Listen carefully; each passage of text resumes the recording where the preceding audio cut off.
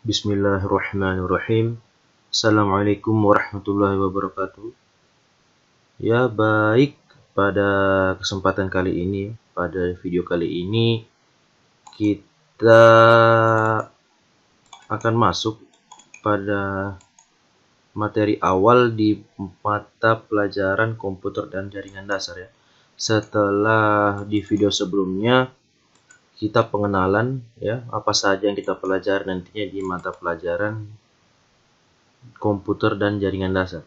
Jadi pada kesempatan kali ini saya akan menjelaskan ya di materi awal, yaitu mengenai keselamatan, kesehatan kerja dan lingkungan hidup, atau biasa disingkat dengan K3LH. Ya, jadi langsung saja. Keselamatan, kesehatan kerja dan lingkungan hidup, ya, atau biasa disingkat dengan K3LH. Nah, keselamatan, kesehatan kerja dan lingkungan hidup atau K3LH adalah keselamatan yang berhubungan erat dengan mesin, peralatan kerja, bahan dan proses pengolahan, landasan kerja dan lingkungan, serta cara-cara melakukan pekerjaan. Lalu, tujuan dari keselamatan, kesehatan kerja dan lingkungan hidup yaitu pertama, melindungi para pekerja dari kemungkinan-kemungkinan yang buruk yang mungkin terjadi akibat kecerobohan. Lalu yang kedua, memelihara kesehatan para pekerja untuk memperoleh hasil pekerjaan yang optimal. Kemudian yang ketiga, mengurangi angka sakit atau angka kematian di antara pekerja. Lalu keempat, ada mencegah timbulnya penyakit menular dan penyakit-penyakit lain yang diakibatkan oleh sesama pekerja. Kemudian kelima, membina dan meningkatkan kesehatan fisik maupun mental. Setelah itu yang keenam adalah menjamin keselamatan setiap orang yang berada di tempat kerja. Kemudian yang ketujuh, sumber produksi dipelihara dan dipergunakan secara aman dan efisien. Dari tujuan tadi ya, dari ketujuh tujuan tadi yang telah saya sebutkan, maka keselamatan, kesehatan kerja dan lingkungan hidup dibagi ke dalam 3 bagian. Di antaranya pertama manusia, kemudian yang kedua benda, lalu ketiga adalah lingkungan.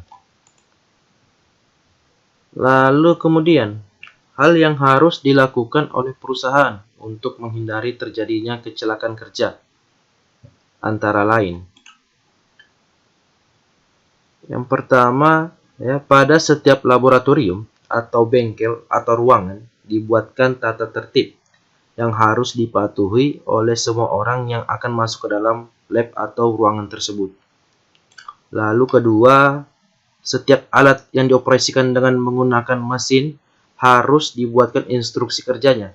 Instruksi kerja tersebut langsung ditempelkan pada alat atau di tempat-tempat tertentu yang sedemikian rupa, sehingga setiap operator alat yang akan menggunakan alat dapat membaca petunjuk pengoperasian alat tersebut. Kemudian ketiga, pada setiap ruangan agar dibuatkan poster-poster keselamatan kerja dan label-label yang menunjukkan bahaya kecelakaan yang mungkin saja akan terjadi. Nah, yang keempat adalah bahan-bahan berbahaya seperti bahan kimia, fungisida, bakterisida, rodentisida, herbisida, insektisida, pupuk anorganik, dan sebagainya diberikan label dan tanda dengan menggunakan lambang atau tulisan peringatan pada wadah. Ya, so itu adalah suatu tindakan pencegahan yang sangat penting. Lalu kelima, aneka label dan pemberian tanda diberikan sesuai dengan sifat bahan yang ada.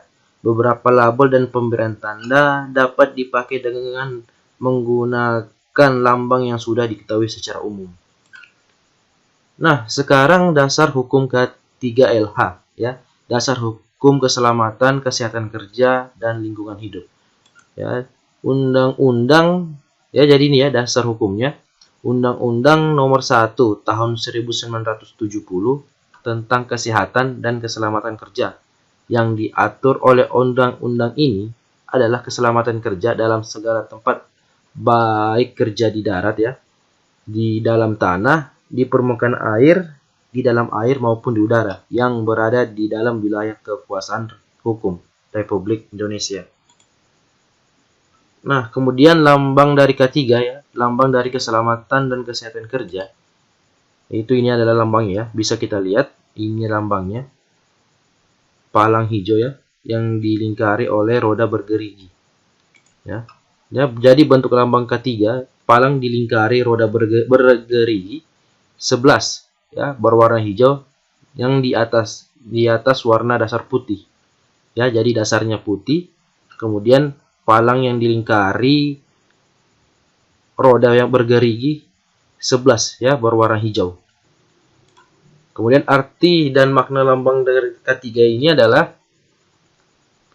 tanda palang artinya adalah bebas dari kecelakaan dan penyakit akibat kerja. Lalu roda giginya bermakna bekerja dengan kesegaran jasmani dan rohani. Kemudian warna putih yang bermakna bersih dan suci. Lalu warna hijau selamat, sehat dan sejahtera. Kemudian 11 gerigi rodanya ya. Maknanya adalah 11 bab dalam Undang-Undang Nomor 1 Tahun 1970 tentang keselamatan kerja. Nah, sampai jumpa di pertemuan selanjutnya. Ya, jadi mungkin sampai di sini ya materi awal kita ya pada materi keselamatan, kesehatan kerja dan lingkungan hidup ya. Jadi sampai di sini materinya. Jadi jika ada yang kurang paham, jika ada ingin ditanyakan, silakan komen di kolom komentar ya. Silakan tinggalkan pertanyaannya di kolom komentar.